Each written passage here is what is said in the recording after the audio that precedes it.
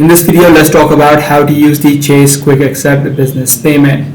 If you're trying to receive payments on the same day from your customers, you need to first of all activate the feature within the Chase Business Complete Banking account. So if you have the Chase Business Complete Banking account, you simply need to head over to your accounts section within the application, find the account, head over to it, and then you need to enroll on it, which you'll be able to see the option called accept or agree card payments within the bank section dashboard. Once the service has been applied or activated, you need to install and download the Chase POS application from the App Store or the Play Store depending upon your device, and then just follow the on-screen prompts to configure it.